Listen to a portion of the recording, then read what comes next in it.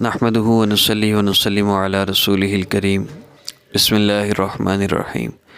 السلام علیکم ورحمۃ اللہ وبرکاتہ۔ اللہ رب العزت سے مسائل حل کروانے کے لیے آقا پاک صلی اللہ علیہ وسلم اور صحابہ کی زندگی سے 4 اعمال ملتے ہیں۔ پہلا عمل نماز ہے۔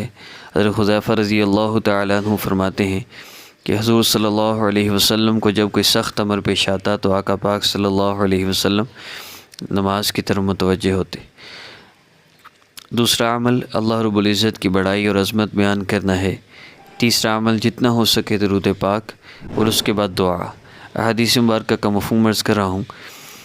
یہ تینوں اعمال جس حدیث مبارکہ سے لیے گئے، ایک صحابی دعا کر رہے ہیں۔ آقا پاک صلی اللہ علیہ وسلم نے فرمایا کہ میرے صحابی، جب تم اللہ رب العزت سے مانگو تو یوں مانگو، اللہ رب العزت کی عظمت اور بڑائی بیان کرو، پھر اس کے بعد جتنا ہو سکے مجھ پر درود پاک پڑھو، اور پھر جو چاہو مانگ لو۔ اور جب آپ یہ عمل مکمل کر لیں تو اس کے بعد جو آخری کام ہے وہ ہے درود پاک پڑھنا۔ مشکوٰۃ شریف کی حدیث مبارکہ کا مفہوم ہے۔ حضرت عمر رضی اللہ تعالیٰ عنہ روایت کرتے ہیں کہ دعا اللہ رب العزت کے ہاں پہنچتی ہی نہیں اگر اس کے شروع آخر میں درود پاک نہ ہو۔ تو یہ چند بیسک اعمال ہم نے احادیث مبارکہ سے جمع کیے ہیں۔ جو بندہ مستقل استقامت کے ساتھ ان اعمال کو کرتا رہے گا، انشاءاللہ اس کا مسئلہ ضرور حل ہوگا۔ اور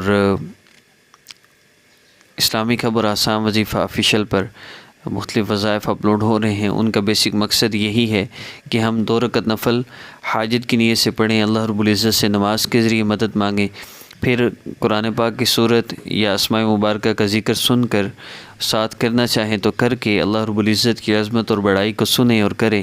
اس کے بعد جب ذکر مکمل ہو جائے، ویڈیو مکمل ہو جائے، جتنا ہو سکے آقا پاک صلی اللہ علیہ وسلم پر درود پاک پڑھیں، اور اس کے بعد جو چاہیے اللہ سے مانگ لیں۔ اس میں 2 سے 5 منٹ دعا ضرور کیا کریں۔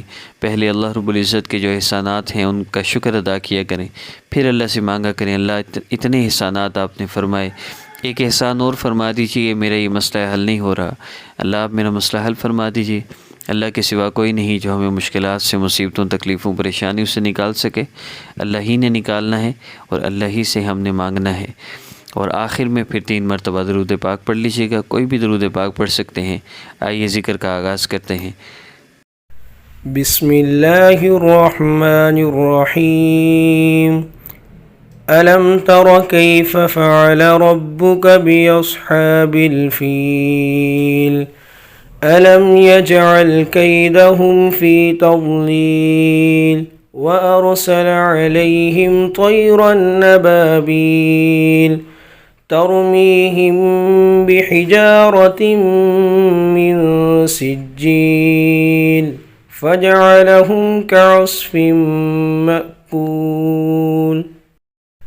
بسم اللہ الرحمن الرحیم۔ ألم تر كيف فعل ربك بأصحاب الفيل ألم يجعل كيدهم في تضليل وأرسل عليهم طيرا أبابيل ترميهم بحجارة من سجيل فجعلهم كعصف مأكول۔ بسم اللہ الرحمن الرحیم۔ ألم تر كيف فعل ربك بأصحاب الفيل ألم يجعل كيدهم في تضليل وأرسل عليهم طيرا أبابيل ترميهم بحجارة من سجيل فجعلهم كعصف مأكول۔ بسم اللہ الرحمن الرحیم۔ ألم تر كيف فعل ربك بأصحاب الفيل ألم يجعل كيدهم في تضليل وأرسل عليهم طيرا أبابيل ترميهم بحجارة من سجيل فجعلهم كعصف مأكول۔ يتقون بسم الله الرحمن الرحيم لإيلاف قريش إيلافهم رحلة الشتاء والصيف فليعبدوا رب هذا البيت الذي يطعمهم من جوع وآمنهم من خوف بسم الله الرحمن الرحيم لإيلاف قريش إيلافهم رحلة الشتاء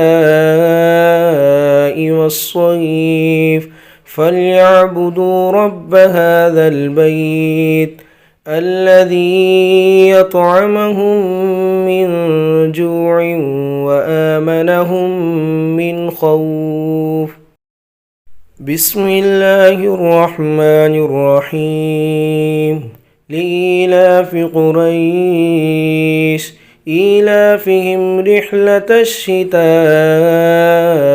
والصيف فليعبدوا رب هذا البيت الذي يطعمهم من جوع وآمنهم من خوف بسم الله الرحمن الرحيم لإيلاف قريش إيلافهم رحلة الشتاء